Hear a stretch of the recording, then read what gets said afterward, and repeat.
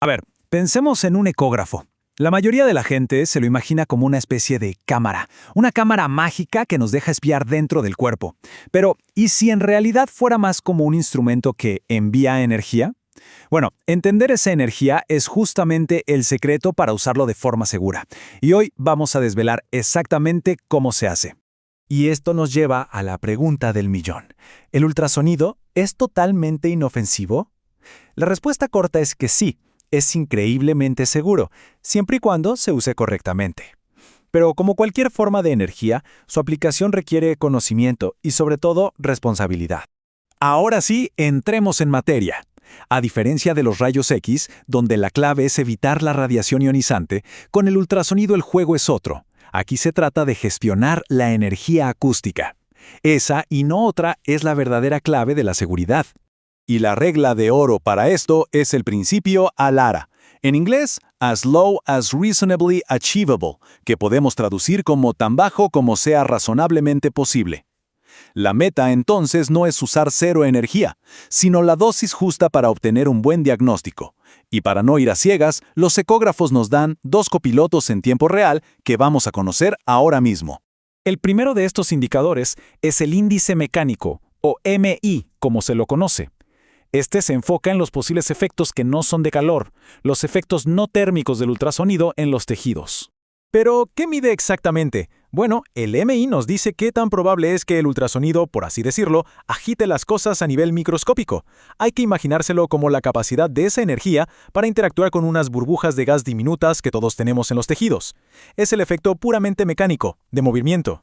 Y aquí vemos por qué esto importa. Si el MI se nos va para arriba, esas microburbujas podrían literalmente colapsar de forma violenta, como si explotaran. Esto en teoría podría llegar a dañar células cercanas. Es un riesgo que hay que tener en cuenta, sobre todo en zonas con gas, como los pulmones o cuando se usan medios de contraste. Entonces, ¿el punto clave cuál es? Las guías internacionales son muy claras. Recomiendan mantener el índice mecánico por debajo de 1.0 en la mayoría de los estudios. Es un umbral súper claro, fácil de recordar y que además se ve directamente en la pantalla del equipo. ¡Perfecto! Pasemos ahora al segundo indicador clave, el índice térmico, o TI.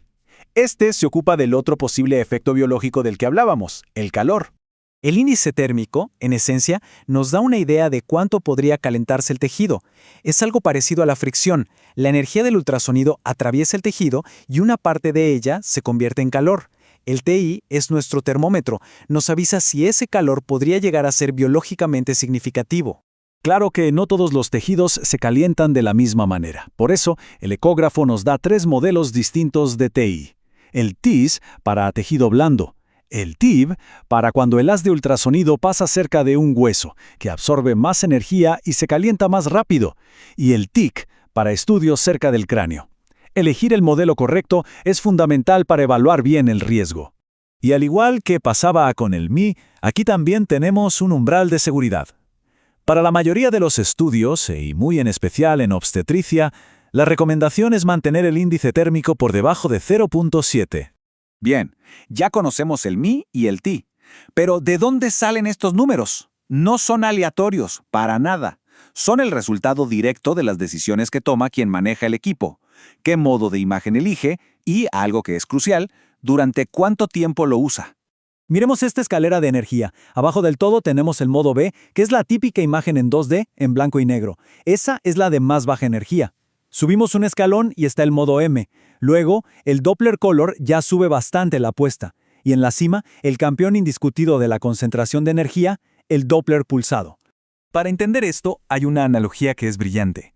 Piensen en el modo B como si estuviéramos moviendo una linterna por toda una habitación.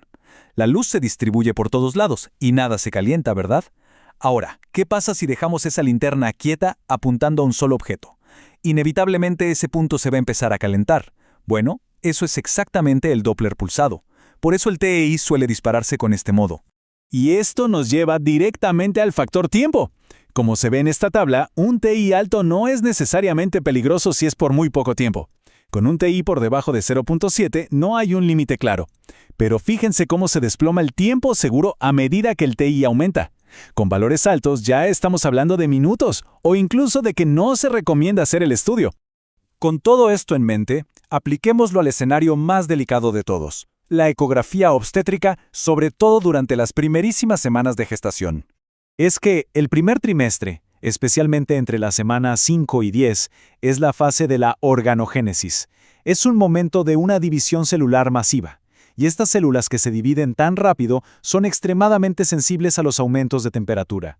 Por esta razón las guías son muy estrictas. Primero, evitar el Doppler pulsado a menos que sea absolutamente indispensable. Segundo, si se tiene que usar, mantener el TI idealmente por debajo de 0.5. Y la razón clave es que el embrión y el feto en esa etapa no tienen mecanismos para regular su propia temperatura, dependen por completo de la madre.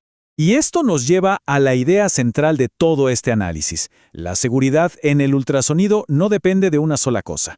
Es un equilibrio muy delicado entre la intensidad de la energía que se emite, que la medimos con el MI y el TI, y la duración de la exposición, o sea, el tiempo. Y así, cerramos con una reflexión. Ahora que sabemos que es un dispositivo que entrega energía y que su impacto depende tanto del cuánto como del cuánto tiempo, ¿cómo cambia esto la forma en que vemos al ecógrafo? Ya no es solo una cámara pasiva, ¿cierto? Se convierte en una herramienta activa que exige conocimiento y un manejo muy responsable para garantizar siempre la máxima seguridad.